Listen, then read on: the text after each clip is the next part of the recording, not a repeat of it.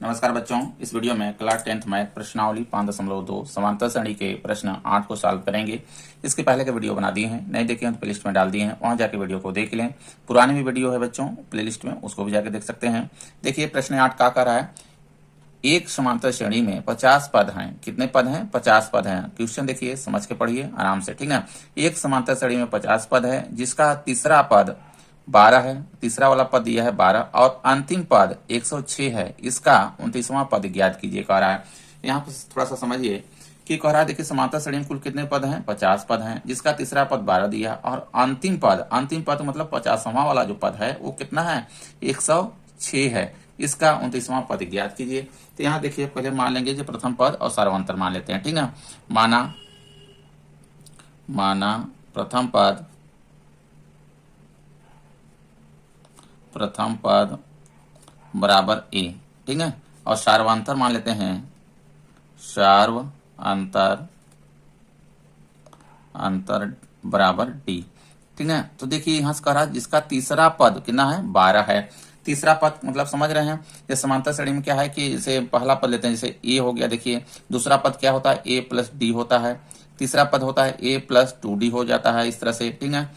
और चौथा पद देखिए हो जाएगा ए प्लस 3d होगा, ठीक। और देखिए पांचवा पद हो जाएगा ए प्लस 4d होगा। इस तरह से देखिए ये श्रेणी चलती हैं, ठीक है।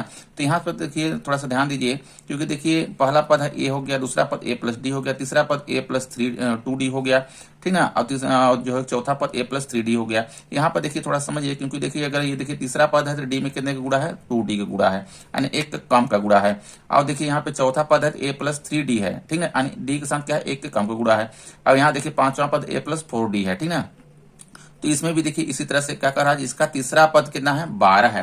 तो तीसरा वाला पद जो है कि दिया है इसमें 12, तो हो जाएगा देखिए तीसरा पद बराबर दिया है 12, ठीक।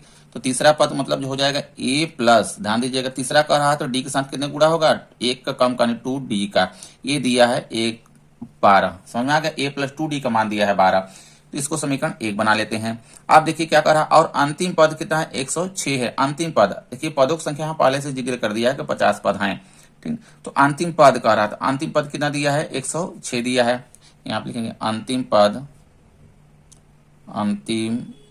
पद बराबर दे रखा है, कितना दिया है? 106 दिया है, ठीक है। तो देखिए अंतिम पद यानी 50 पद हैं इसमें, तो अंतिम पद क्या हो जाएगा इसमें? देखिए क्योंकि देखिए 50वां पद अगर करेंगे तो ए प्लस 49d होगा, तो 50 में क्या होगा? एक कम का गुणा होगा, डी के साथ होगा ना। तो अंतिम पद देखिए हो जाएगा इसमें, तो ए प्लस 49d होगा, ठीक। समझ में आ रहा है? ये कौन सा पद है? ये 50वां पद है। आई बस समझ में, ए प्लस 49d बराबर कितना हो गया? 106 हो जाएगा। इस समीकरण 2 बना लेंगे। आप दोनों समीकरण को सॉल्व करेंगे, ठीक है। यहां से ए और डी का मान निकल आएगा। तो दोनों समीकरण को देखिए एक साथ पहले कर लेते हैं। तो ये वाला समीकरण को कर लेते हैं। यहाँ पे ए प्लस कितना है? देखिए 2d है, 2d बराबर है 12। ये समीकरण 1 मेरा है, ठीक है। समीकरण 2 कितना है? ए प्लस है 49d है, 49d बराबर है 106 है। आप देखिए दो चर वाले रैखिक समीकरण जिस प्रकार से सॉल्व करते हैं, ए दो निकालते हैं दोनों चरों का मान, उसी प्रकार देखिए यहाँ भी ए और डी दो हैं, ठीक है, और दो समीकरण है। तो इसमें देखिए किसी एक को बराबर बनाना होता है, तो इसमें देखिए एक हमारा पहले ही ए बराबर है, तो इसमें कुछ नहीं करना है, गुड़ा उड़ा कुछ भी नहीं करना है, सिर्फ क्या करना है इसमें समीकरण 1 में समीकरण 2 क्या करेंगे? घटा देंगे, ठीक।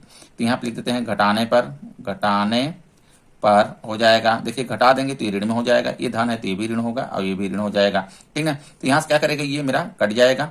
यहाँ देखिए 49 में से हम 2d घटा देंगे, बड़े वाला को चिन्ह लगा देंगे, ये देखिए माइनस में हो गया, तो कितना हो जाएगा?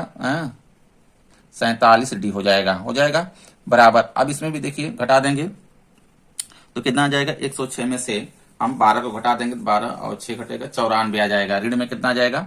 माइनस में 94 ये आ जाएगा मेरा 94, ठीक ना। समझ में आ रहा? यहाँ देखिए दोनों पक्षों में क्या है? मेरा माइनस है, तो माइनस से अगर गुणा कर देंगे तो ये क्या बन जाएगा? मेरा प्लस बन जाएगा, ठीक ना। तो प्लस देखिए बन जाएगा, क्योंकि यहाँ पे इस कह सकते हैं, ये इसको काट भी सकते हैं। तो यहाँ पे आप देखिए निकालेंगे डी बराबर, तो 94 बटे हो जाएगा, कितना हो जाएगा? 47 हो जाएगा, 94 बटे 47 हो जाएगा। अब यहाँ पर देखिए इसको जो कटता है तो काट देते हैं, देखिए 47 दूना 94 हो जाएगा, 2 बार में ये कट जाएगा, ठीक है, 2 बार में इसको काट दिए तो डी का मान आ गया 2 आ गया। अब डी का मान किसी भी समीकरण में रख दें, चाहे समीकरण 1 या 2 किसी में भी रख सकते हैं। तो समीकरण 1 में ही रख देते हैं। डी का मान समीकरण 1 में रखने पर डी का मान समीकरण 1 में रखने पर ठीक है। तो समीकरण 1 उतार लेते हैं। देखिए समीकरण 1 मेरा कितना है, यहाँ पे देखिए a प्लस 2d बराबर 12 है। a प्लस 2d बराबर 12 यहाँ भी है, तो हो जाएगा a प्लस 2d बराबर हो गया ये 12। ठीक है, यहाँ पर देखिए d का मान रख देंगे। a प्लस d का स्थान पे रखना हमको 2, यहाँ 2 हो जाएगा, इसके बीच में गुणा चिन्ह है, 2 लगाएंगे बराबर ये हो जाएगा 12। अब देखिए a धन करेंगे, 2 दूना 4 हो जाएगा बराबर यहाँ पे 12 हो गया। अब a बराबर निकालेंगे तो देखिए 12 और 4 को ले आएंगे इस साइड, पक्षांतर कर देंगे तो ऋण में हो जाएगा यहाँ पे 4।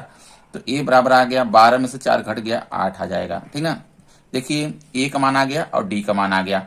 अब इसे हमसे देखिए क्वेश्चन में क्या पूछ रहा है, क्वेश्चन में पूछ रहा है कि 29वां पद हमको बताना है। कौन सा पद बताना है? 29वां पद ज्ञात कीजिए। जब प्रथम पद और सर्वांतर मालूम हो गया तो 29वां पद निकाल सकते हैं। देखिए 29वां पद हो जाएगा यहाँ 29वां पद बराबर कितना हो जाएगा 29वां पद, देखिए हो जाएगा यहाँ पे a प्लस 29वां पद है तो 29 में एक कम को गुणा करेंगे d के साथ। ठीक ना, यानी ये हो जाएगा मेरा 28d हो जाएगा। समझ में आ रहा है? इस तरह से ये 29वां पद हो गया a प्लस 28d, a धन 28d। अब इसी में देखिए रख देंगे a का मान कितना आया है, देखिए अभी निकाले हैं प्रथम पद, यहाँ पे 8 आया है, ये 8 रख देंगे a के स्थान पे, और d के स्थान पे कितना रखेंगे 2 रखेंगे ये वाला।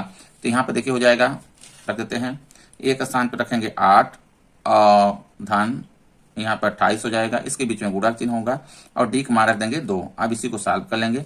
देखिए ये 8 है मेरा धन, अब इसमें गुणा कर देते हैं 2 का, 2 8 16 के 6 हासिल लग गया 1, 2 दूना 4 1 5 56 हो गया। ठीक ना, अब देखिए 56 और 8 को जोड़ देंगे तो कितना हो जाएगा 64 आ जाएगा।